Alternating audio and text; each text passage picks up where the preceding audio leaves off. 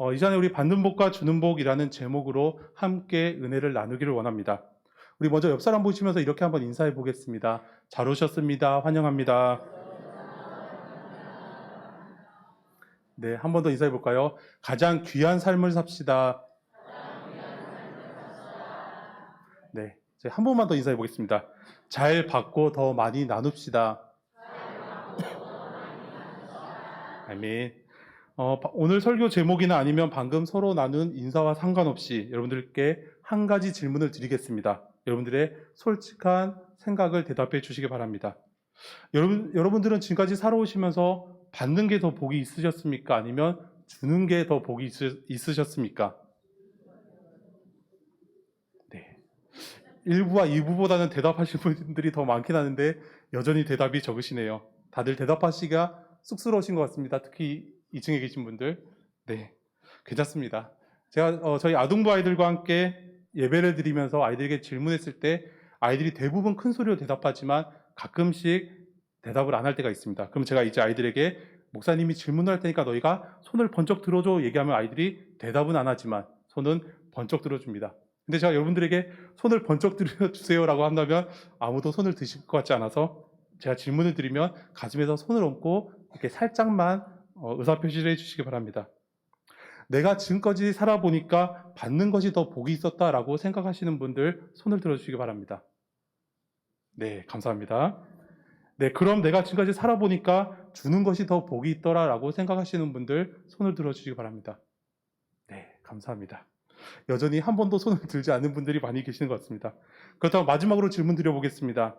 나는 지금까지 살아오면서 주는 것도 행복하지 않고 받는 것도 행복하지 않더라라고 생각하시는 분들 한번 손 들어주시기 바랍니다. 네, 아무도 없으시네요. 감사합니다. 오늘 이 시간에는 우리가 받는 것도 복이 있지만 주는 것이 더 복이 되다라는 오늘 본문의 말씀을 통해서 하나님께서 우리에게 주시는 은혜가 풍성하게 임하여 주시기를 간절히 소망합니다. 우리 먼저 사진 하나 보겠습니다. 네, 여러분들 이분이 누구인지 아시겠습니까? 네? 네, 맞습니다. 네, 한눈에 봐도 요즘 사람이 아니죠. 옛날 사람이고 여자고 외국인입니다. 네, 두 번째 사진 보겠습니다. 이분이 누군지 아시겠습니까? 처음 사진이 유럽의 귀부인의 느낌이었다라고 한다면 이 사진은 같은 여성이 한복을 입고 한국의 아이를 등에 업고 있는 사진입니다. 세 번째 사진 보겠습니다. 글씨가 잘 보이시나요? 이 묘비의 주인이 누구입니까? 서서평 선교사님, 엘리자베스 쉐핑, 바로 서서평 선교사님입니다. 호남신학대학교와 광주의 양림동 역사문화마을에 가면 우리 선교사님이 어떠한 삶을 사셨는지 우리가 자세하게 배우고 알 수 있습니다. 네 번째 사진 보겠습니다. 왼쪽 맨 앞에 서 계신 분이 바로 서서평 선교사님입니다. 서서평 선교사님은 독일에서 미혼모의 딸로 태어나셨습니다. 어머니가 딸을 버리고 미국으로 가자 할머니의 밑에서 자라게 되었고 할머니가 돌아가시자 고아가 되었습니다. 그래서 12살의 나이에 엄마를 찾아서 미국으로 건너가게 됩니다. 다행히 미국에서 어머니를 만나게 되었고 간호학교에서 공부를 하면서 낮에는 간호사로 밤에는 선교사로 봉사활동을 하게 되었습니다. 그런데 이 선교사님이 개신교로 개종을 하면서 어머니와 천주교 신자였던 어머니와 다시 갈라서게 됩니다. 그리고 32살의 나이에 조선에 훈련된 간호사가 필요하다라는 이야기를 듣게 되었습니다. 그래서 머나먼 땅 조선으로 지금까지 한 번도 이름조차 듣지 못했던 조선 땅으로 오게 되었습니다. 그리고 전라도의 나병 환자 수용소에서 환자들을 돌보는 사역을 했고 우리 선교사님과 많은 목회자들의 활동으로 인해서 소록도에 한센병 환자들을 위한 요양시설과 병원이 생기게 되었습니다. 그리고 선교사님은 당시에 무시당하고 억압받던 여성들을 위해서 한국 최초의 여성 신학교인 이일학교를 세우게 됩니다. 그래서 많은 여성들을 가리키게 되었고 조선 간호부 협회를 세워서 많은 간호사들을 양성합니다. 그리고 독신 여성의 몸으로 14명의 고아들을 양자로 받아들여서 함께 생활을 했고 소방맞아서 갈 데가 없는 미망인 38명들과 함께 공동체 생활을 하게 되었습니다. 선교사님은 54살이라는 젊은 나이에 하나님의 부르심을 받게 됩니다. 그런데 하나님께 부르심을 받을 때 이 선교사님은 만성 풍토병과 과로 그리고 영양실조에 걸려 있었습니다. 하나님의 부르심을 받았을 때 선교사님이 남긴 것이 바로 담요 반장과 동전 7전 그리고 강냉이 가루 2홉이 전부였습니다. 담요가 반장만 남아 있었던 이유는 선교사님에게 딱 한 장 남아 있었던 담요를 이미 반으로 찢어서 그것을 다리 밑에 있는 가난한 거지들에게 나누어 주었기 때문입니다. 그리고 선교사님의 시신도 그의 유언에 따라서 의과대학의 의학 연구용으로 기증이 되었습니다. 이처럼 서서평 선교사님은 당시에 너무나 가난했고 또한 일제 식민 지배를 받고 있었던 조선에서 22년 동안 조선인의 친구가 아니라 그저 조선인으로 생활하며 살아오셨습니다.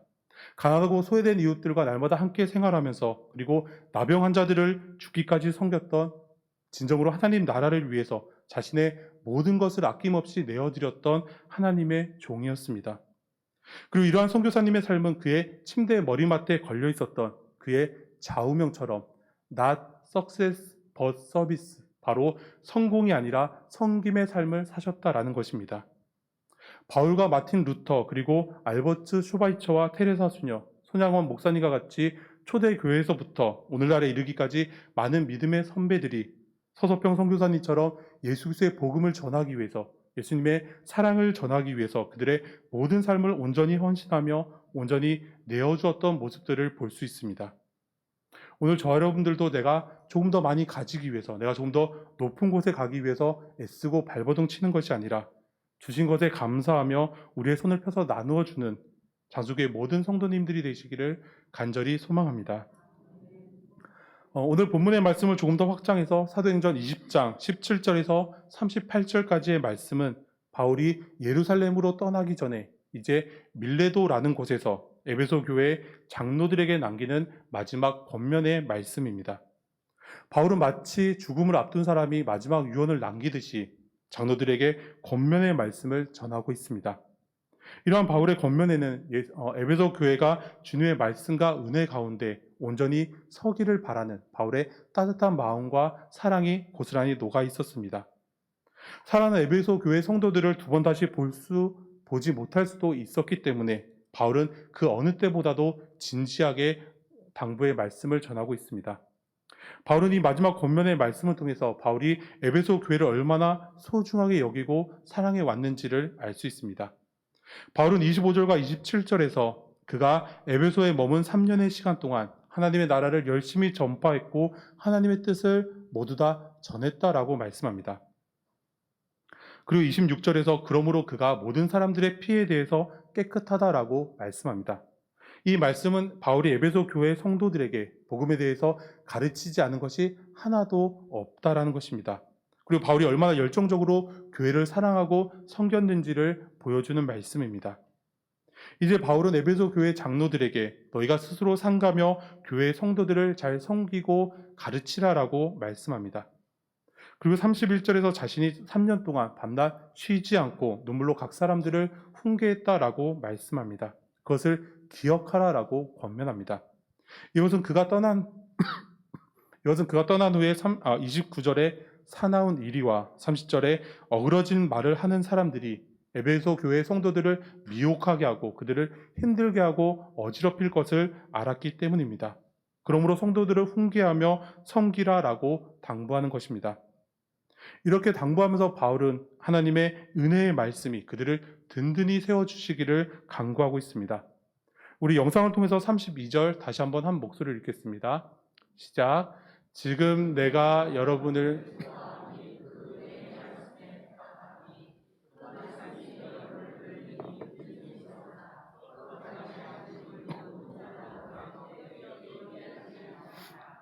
아멘.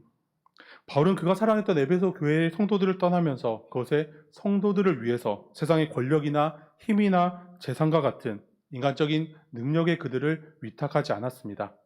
오직 부활이요 생명이신 주님과 살아계신 하나님의 은혜의 말씀 가운데 그들을 위탁하고 있습니다. 이것은 오직 주님과 살아계신 하나님의 말씀만이 성도들을 온전히 세워줄 수 있고 그들에게 기업이 되심을 알았기 때문입니다. 우리 영상을 통해서 33절도 다시 한번 한 목소리를 읽겠습니다. 시작. 내가 아무의 은이나 아멘. 우리가 잘 알고 있는 것처럼 바울은 그의 모든 삶을 예수 그리스도의 복음 전파를 위해서 온전히 내어 드렸던 사람이었습니다. 그러므로 그는 복음을 전하는 과정에서 그가 겪었던 많은 어려움들, 매를 수없이 맞고 감옥에 갇히고 깊은 바다에서 파손하고 뱀에게 물리고 여러 번 죽을 고비를 넘기면서 배고프고 목마르고 춥고 헐벗었을 때가 많이 있었다라고 고백합니다. 그러나 바울은 이 모든 것들을 기쁘게 감당합니다. 그러면서 그의 온 마음과 온 힘을 다해서 오직 복음의 씨앗만을 뿌렸던 것을 볼 수 있습니다. 그런데 바울에게는 계속해서 그를 괴롭히는 대적들이 있었습니다. 그의 대적들은 바울의 사도권을 끊임없이 부정하고 의심했습니다. 그리고 바울이 호의호식한다고 아무런 근거 없이 그를 비난하고 조롱했습니다. 그래서 바울은 33절에서 내가 아무의 은이나 금이나 의복을 탐하지 아니하였다라고 말씀합니다. 그리고 34절을 보면 여러분이 아는 바와 같이 이 손으로 나와 내 동행들이 쓰는 것을 충당하여라고 말씀합니다. 바울 당시에는 특별한 사람들이 있었습니다. 이 사람들은 이 도시에서 저 도시로, 이 마을에서 저 마을로, 이 집에서 저 집으로 다니면서 복음을 전했던 사람들입니다. 이들을 가리켜서 순회 전도자라고 이야기합니다. 그런데 이러한 순회 전도자들은 일정한 특별한 직업들이 없었습니다. 그래서 요한 3서를 보면 사도 요한이 그의 사랑하는 가요에게 편지하면서 이렇게 이야기합니다. 형제 곧 나그네 된 자들, 다시 말해서 순회 전도자들을 잘 영접하라라고 이야기합니다. 이처럼 당시 초대 교회들은 순회 전도자가 방문하면 그들을 영접하고 그들이 머무는 동안 숙식을 제공했으며 그들이 다음 도시로 갈 때 그들이 필요한 물품들과 돈을 후원했던 모습들을 볼 수 있습니다. 그런데 이것이 나중에는 변질이 됩니다. 몇몇 순회 전도자들이 성도들에게 과도한 물품을 요구하는 일들도 생기게 되었습니다. 그리고 이러한 모습들을 보면서 바울의 대적들이 바울이 호의호식한다라고 아무런 근거 없이 그를 비난하고 조롱하고 있는 것입니다. 그러나 바울은 34절에서 분명히 말씀합니다. 내가 나의 손으로 나와 나의 동행들이 쓸 것을 충당한다라고 말씀합니다. 우리가 잘 알고 있는 것처럼 바울은 자비량 선교사였습니다. 바울은 천막을 만드는 사람이었고 그의 평생의 동역자였던 브리스길라와 아굴라 부부도 바울과 함께 천막을 만드는 일을 했습니다. 그러므로 그들이 선교에 필요했던 모든 물품들을 돈을 충당했던 모습들을 볼 수 있습니다. 그리고 바울은 그가 로마에서 보낸 마지막 시간에 디모데에게 겨울 전에 어서 오라라고 편지하며 드로아 가보의 집에 둔 겉옷과 가죽 종이에 쓴 책을 가져다 달라라고 이야기합니다. 이러한 모습을 볼 때 바울이 얼마나 검소한 삶을 살았는지를 알 수 있습니다. 그리고 바울은 스스로가 자신이 검소한 삶을 살았을 뿐만 아니라 그가 사랑하는 에베소 교회 성도들에게 그리고 오늘 저와 여러분들에게 자신의 삶을 본받으라라고 말씀합니다. 우리 영상을 통해서 35절 다시 한번 한 목소리를 읽겠습니다. 35절입니다. 시작. 범사에 수고하고 약한 사람들을 돕고 또 주 예수께서 친히 말씀하신 바 주는 것이 받는 것보다 아멘. 바울은 그가 직접 일함으로 모든 사람들에게 본이 되었습니다. 그리고 바울은 늘 수고하며 가난한 사람들, 약한 사람들을 돕는 사역을 감당했습니다. 왜냐하면 예수님께서 친히 말씀하시기를 주는 것이 받는 것보다 더 복이 있다라고 말씀하셨기 때문입니다. 그리고 바로 여기에서 세상의 사람들과 우리 그리스도인들과의 다른 점을 찾아볼 수 있습니다.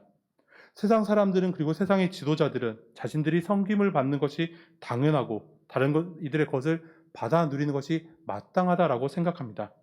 그래서 많은 정치인들과 지도자들이 뇌물을 받고 다른 이들의 것을 요구하는 잘못된 모습을 볼 수 있습니다. 그리고 이러한 안타까운 모습들은 우리가 성경에서도 찾아볼 수가 있습니다. 대표적인 것이 바로 아합 왕의 나봇의 포도원 사건입니다. 아합이 어느 날 산책을 하다가 의로운 사람 나봇의 아름다운 포도원을 보게 됩니다.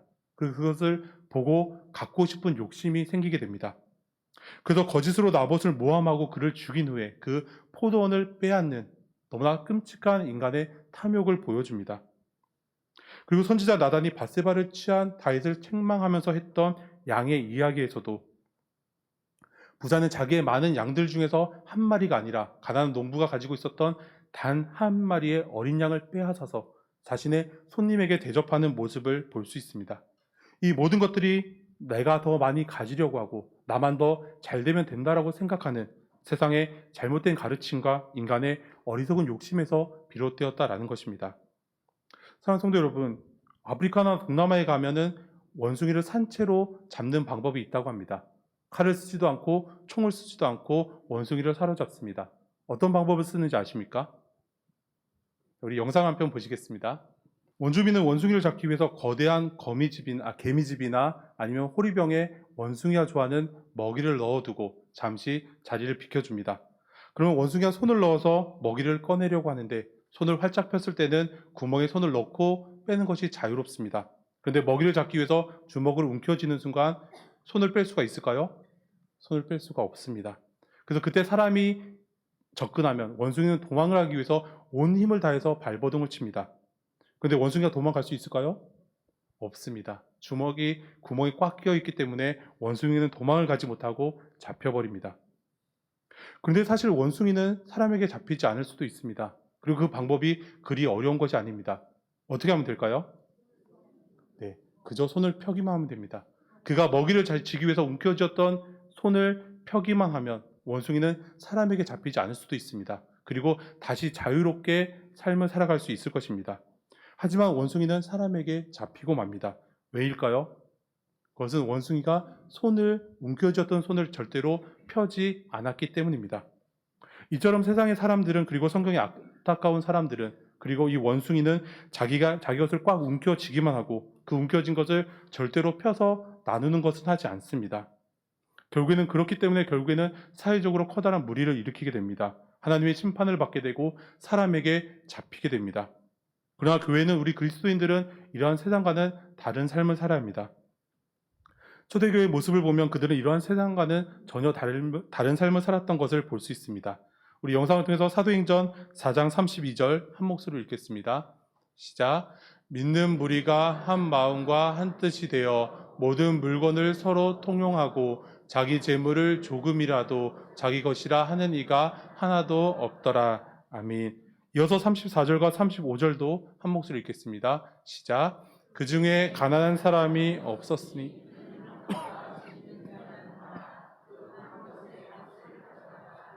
믿는 무리가 한 마음과 한 뜻이 되어 모든 물건을 서로 통용하고 자기 재물을 조금이라도 자기 것이라 하는 이가 하나도 없더라. 아멘. 모든 물건을 서로 통용하고 자기의 재물을 자기의 것이라 주장하지 않고 심지어 자기의 소유를 팔아서 가난한 이들을 돕는 이러한 모습들은 세상 사람들이 보기에는 어리석은 모습입니다. 세상 사람들은 그렇게 사는 사람들을 가리켜서 손가락질하면서 저런 바보 같은 사람이라고 이야기할 것입니다. 그러나 초대교회의 이러한 모습은 바로 예수님께서 사셨던 모습입니다. 바로 사도 바울이 살았던 모습입니다. 그러므로 오늘 우리들은, 저와 여러분들은, 예수님의 제자가 된 우리들은 세상의 기준과 가치관으로 살아가는 것이 아니라 예수님께서 사셨던 것처럼 바울이 보여주었던 모범처럼 내가 더 많이 섬기고 더 많이 나누어주고 더 많이 수고하며 더 많이 돌보는 사역을 감당해야 합니다. 우리가 이런 사역들을 온전히 감당할 때 오직 하나님께 영광을 돌리며 주위의 사람들에게 칭송을 받음으로 주님의 몸된 교회가 더욱더 든든히 세워져 가기를 간절히 소망합니다. 우리 영상을 통해서 35절 다시 한번 한 목소리로 읽겠습니다. 시작. 범사에 여러분에게 수고하여 약한 사람들을 돕고 또 주 예수께서 친히 말씀하신 바 주는 것이 받는 것보다 복이 있다 하심을 기억하여야 할지니라. 아멘. 먼저 받는 것이 복이 있다라고 말씀하십니다. 예수님은 주는 것이 받는 것보다 더 복이 있다라고 말씀하십니다. 이 말씀은 주는 것은 복이 있고 받는 것은 복이 없다라는 말씀이 아닙니다. 주는 것이 더 복이 있다라고 말씀하신 것이기 때문에 받는 것도 마찬가지로 복이 있다라는 말씀입니다. 사람들은 일반적으로 무언가를 받을 때 행복하고 기쁘다라는 감정을 느끼게 됩니다. 저희 집에는 작은 아이가 하나 있는데요. 요즘에는 아이가 컸는지 함께 마트에 가도 장난감을 사달라거나 아니면 자기가 좋아하는 군것질거리를 사달라고 울면서 떼를 쓰지는 않습니다. 물론 이 아이가 아주 어렸을 때는 가끔씩 마트에서 장난감을 사달라고 이야기하고 아빠가 들어주지 않으면 마트 바닥을 뒹굴면서 울면서 떼를 쓰기도 했었습니다. 그런데 이 아이가 조금 크고 난 뒤에는 어디서 무엇을 받는지 아주 좋은 꾀를 생각해 내었습니다. 언제가 아이와 함께 마트에 갔는데 마트에 도착하자마자 아이가 어디론가 막 뛰어갑니다. 그 잠시 뒤에 두 손 가득 장난감을 가지고 오더니 너무나 당연하게 카트에다가 장난감을 놓습니다. 그리고 아빠를 보면서 천진난만한 표정으로 이렇게 노래를 부르기 시작합니다. 뭐라고 노래를 불렀을까요? 아빠 힘내세요. 우리가 있잖아요. 아빠 힘내세요. 우리가 있어요. 자, 이 노래를 들은 아빠가 어떻게 했을까요? 이 노래를 듣고 마음이 너무나 녹아내린 아빠가 기쁜 마음으로 아이에게 장난감을 사주었습니다. 그리고 아이는 그 장난감을 가지고 엄마에게 가서 아빠가 사줬다고 너무나 즐거우면서 자랑하는 모습을 보았습니다. 이처럼 세상 사람들은 무언가를 받으면 너무나 기뻐하고 행복해합니다. 근데 세상에 살아가면서 세상의 것들을 많이 받아 누리는 사람도 행복하고 복이 있는 사람이지만 하나님 나라의 복을 받으면 받을수록 더 많이 받으면 받을수록 더욱더 행복하고 복된 사람입니다. 성경은 복을 말씀할 때 장난감 몇 개, 용돈 얼마처럼 작고 시시한 것을 이야기하지 않습니다. 성경에서 말씀하시는 하나님 나라의 복은 하늘의 별과 같이 헤아릴 수가 없습니다. 바다의 모래같이 세일 수 없는, 도저히 우리가 감당할 수 없을 만큼 크고 놀라우신 하나님의 축복을 말씀합니다. 오늘 저와 여러분들이 오직 하나님의 말씀으로 더욱더 든든히 세워짐으로 하늘의 별과 바다의 모래같이 세일 수 없는, 도저히 저항할 수 없는 하나님의 귀한 복과 은혜를 풍성하게 누리시는 우리 모든 성도님들 되시기를 간절히 소망합니다. 두 번째로 주는 것이 복이 있다라고 말씀합니다. 일반적으로 세상 사람들은 받는 것이 복이 있지 주는 것이 복이 있다라고는 이야기하지 않습니다. 그래서 제가 처음에 여러분들께 질문 드렸을 때 여러분들 중에서 많은 분들이 주는 것이 더 복이 있다라고 대답해 주셨습니다. 그렇다면 왜 그럴까요? 왜 주는 것이 더 복되다라고 우리가 이야기할까요? 이것은 농부가 씨를 뿌리는 것과 비슷하게 생각해 볼 수 있습니다. 농부는 고작 하나의 작은 씨앗을 심습니다. 근데 이 씨앗이 잘 자라났을 때 30배, 60배, 100배의 결실을 맺는 것을 볼 수 있습니다. 우리 영상을 통해서 누가복음 6장 38절 한 목소리로 읽겠습니다. 시작. 주라 그리하면 너희에게 줄 것이니 곧 후이 되어 누르고 흔들어 넘치도록 하여 너희에게 안겨주리라. 너희가 헤아리는 그 헤아림으로 너희도 헤아림을 도로 받을 것이니라. 아멘. 이 말씀 우리가 가난하고 소외된 우리의 이웃들을 예수 그리스도의 사랑으로 대하고 그들을 대접할 때 하나님께서 하늘의 선물로 우리에게 갚아주신다라는 말씀입니다. 그러므로 더 많이 섬기며 더 많이 나눠줌으로 하나님께서 주시는 하늘의 선물을 풍성하게 누리시는 저와 여러분들이 되시기를 소망합니다. 마지막으로 주는 것이 받는 것보다 더 복이 있다라고 말씀합니다. 받는 것도 복이 있고 주는 것도 복이 있는데 예수님은 왜 굳이 주는 것이 더 복이 있다라고 말씀하셨을까요? 아마도 예수님도 이 땅에 사시면서 예수님의 이웃들과 친척들과 친구들과 함께 주고 받는 생활을 하셨을 것입니다. 생일이 되면 옆집에 사는 친구에게 작은 선물을 주고 작은 선물을 받기도 하셨을 것입니다. 그리고 공생애 이전에 예수님은 목수의 삶을 사셨기 때문에 나무로 작은 장단감을 만들어서 아니면 가구를 만들어서 주위의 이웃들에게 나누어주는 삶을 사셨을 것입니다. 그런데 이렇게 주고받으면서 기쁨이 있다라는 것을 알게 되셨고 두 가지를 비교해 보셨을 때 받는 것보다 내가 주니까 더 기쁘다라는 것을 아셨을 것입니다. 그러므로 주님은 하나님의 구원 사역이 구원 계획들이 성취되도록 우리의 삶을 통해서 당신의 삶을 통해서 우리에게 주시고 또 주시는 삶을 사셨습니다. 하나님의 말씀 우리에게 주셨고 가난하고 소외된 이웃들, 병든 자들의 손을 잡아주시고 우는 이들과 함께 우시고 그들의 눈물을 닦아주셨습니다. 그리고 우리를 구원하시기 위해서 십자가에서 물과 피를 모두 다 쏟으시기까지 당신의 생명을 주시기까지 우리들을 사랑해 주셨습니다. 예수님께서 우리에게 당신의 모든 것을 주셨기 때문에 오늘 우리가 하나님의 자녀가 될 수 있었고 하나님의 나라를 소망할 수 있게 되었습니다. 슈바이처와 테레사 수녀 그리고 서서평 선교사님과 손양원 목사님처럼 많은 믿음의 선배들이 예수 그리스도를 본받음으로 그들의 모든 삶을 복음을 전파하며 가난하고 소외된 이웃들을 섬기고 나누는 삶에 헌신했던 것들을 볼 수 있습니다. 이러한 섬김과 나눔의 모습들이 오늘 주님의 몸된 교회 가운데 저와 여러분들의 삶 가운데 온전히 나타나기를 간절히 소망합니다. 사랑하는 성도 여러분, 오늘 우리 교회도 많은 일들을 감당하고 있습니다.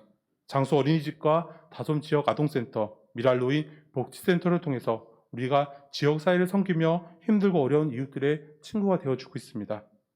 그 제가 저희 교회 와서 가장 좋아하고 또 저희 친구들에게도 자랑하는 것인데요. 매년 고난주간마다 우리가 하루 한 끼 금식을 통해서 우리의 도움이 절실한 아이들에게 선한 이웃이 되어주고 있습니다. 그리고 설날과 추석과 같은 명절에는 우리 복지위원회를 통해서 주위의 어려운 이웃들을 돕는 사역들을 감당하고 있습니다. 뿐만 아니라 장수군 내의 자립 대상 교회들과 여러 선교사님들의 복음 전파 사역을 힘써서 돕고 있습니다. 이처럼 우리 교회가 우리 이웃들을 돌아보면서 그들을 섬기는 이 사명을 온전히 감당할 때 우리 교회는 참으로 교회다운 교회가 될 수 있습니다. 하나님의 영광을 나타낼 수 있고 하나님의 뜻이 이곳 장수 지역에 온전히 나타나는 데 귀하게 사용될 수 있습니다. 그리고 우리의 삶의 모든 부분들에서 섬기며 봉사하고 나누는 이 사역을 귀찮은 일로 억지로 감당하는 것이 아니라 더욱더 기쁘고 감사한 마음으로 감당할 때 하나님 더욱더 귀하고 크신 사명으로 우리에게 허락해 주실 것입니다. 그리고 주님의 몸된 교회와 우리의 삶 가운데 받는 것보다 주는 사역들을 더욱더 풍성하게 감당함으로 오직 하나님 한 분만 기쁘시게 하고 세상의 빛과 소금 역할을 감당하며 이곳 장수 지역에 하나님의 사랑과 복음을 증거하는 데 귀하게 쓰임받을 수 있는 주님의 몸된 교회와 우리 모든 성도님들 되시기를 간절히 소망합니다. 우리 함께 기도드리겠습니다.